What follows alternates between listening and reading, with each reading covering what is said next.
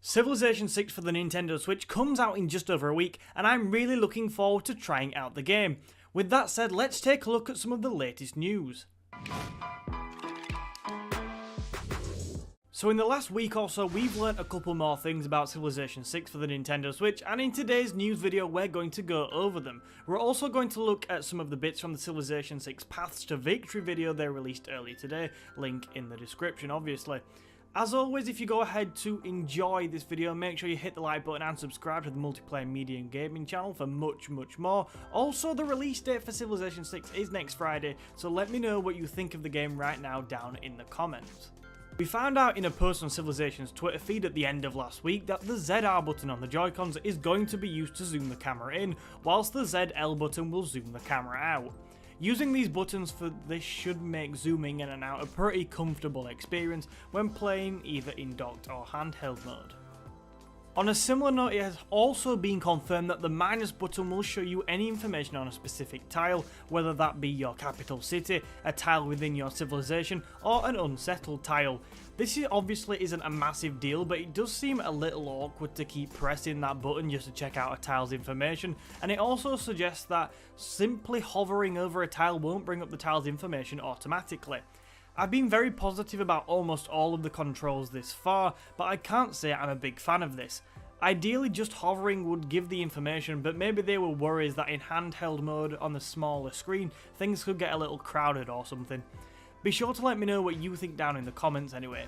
Okay, so now we've been through those bits, let's take a look at what Civilization released today. I think most of this is new stuff, but if not, I do apologise. So the first screenshot we've got here is the research tree. Interestingly, we can see that the L button is used to filter and the R button shows the key. These are bits I barely noticed on the PC version, in all honesty. It was kind of weird seeing them there. I thought, are they familiar? But yes, they are. Basically, the filter will allow you to highlight the technologies that are most relevant to you and that you want to use to help improve certain aspects of your civilization. For example, food or production. So if there's a technology there that helps you produce them, they'll be highlighted where the other ones go a bit dim. And the key is just to tell you what everything is on the tech tree. For example, we can see the little knight icon there in the stirrups. Because that's in a green kind of circle, we know that's a unit. Also, if a unit is in kind of a brown house thing, that means that it's a building. Sorry, if an icon's in a brown house, that means it's a building. So that's how they're split up there on the key. Another thing to notice there is that on the turn number icon, that seems to be a little bit bigger in this game compared to the PC version. I just thought that was quite interesting. So where it says turn 158 on there, that's a little bit bigger than what it seems to be on the PC version. Okay, so we will move on to kind of the Great People screen. We got a glimpse of that. So this is where obviously you can recruit your Great People for your civilization. This actually looks a little bit different to the PC version of the game, as here the people are listed vertically instead of horizontally, so that's a little bit of a difference in layout. We can also see from here that A is going to be used to recruit these Great People, X can be used to buy Great People with gold if you've got enough gold, and Y for faith if you've got enough faith. Now we've got another screenshot of a Wonder Building cinematic. I think I've already shown one of these before, but anyway. I've not a great deal to say about this screenshot, but it's quite interesting that I think the Y button will be used if you want to refresh the cinematic and play it again after building a wonder. I don't know, though, that's up for debate, but I feel like that's what it's for. Alternative opinions are available, so go and let me know in the comments if you think it's for something else. So moving on again, here's what I think is our first look at the government tab. The first thing to say is that it actually looks a lot like the PC version, unlike some of the other things we've talked about in this video. Just sort of more zoomed in maybe, I don't know. They're going to split up the policy and the government tabs using the L and R, which is a pretty sensible way to do it. And we see this kind of scrolling between tabs using these buttons quite a lot in this game. Okay, so here we have a picture of the City States menu, again very similar to the PC version of the game. The plus button will confirm the placement of envoys, whilst the Y button will take you to the destination of the selected city state. I'm guessing you'll scroll across, I think I've mentioned this before, to add envoys to that city state as well. I've not a great deal to say about this, but here is the Civilopedia. I kind of took a snap of this because I quite like the Civilopedia, and it's quite interesting to see how it's going to look in Civilization 6 for the Switch.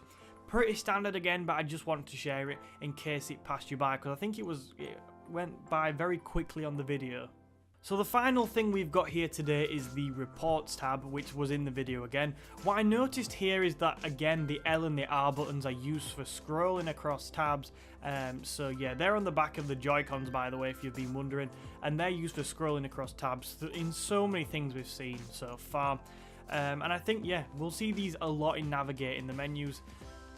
The report screen itself looks pretty standard. The information is all in a decent order, so it'll all be okay. A lot of it looks very similar to the PC version of the game. Okay, so that's it for today's video, but there's plenty more coming before and after release. If today's video kind of seemed a bit, well, it was unscripted for large parts of it, I just tried to give my opinions as quickly as possible, because obviously I have to go to bed at some point, so I've tried to get this video out before I do that. I definitely want to make another video dedicated to the game's multiplayer and before release, or the lack of multiplayer, depending on how you view it, but that's for another time, and I will make that before release next week. If you do want to see more and have enjoyed today, remember to hit that like button on this video and subscribe to the channel. It always helps motivate me, and it's great to see a lot of you new people coming in, so thank you for that. Also, be sure to share this video with a Civ-loving friend if you've got one, or multiple. I'm not fussy. Share it with many people. Anyway, thank you for your time today, and I will see you in another video soon.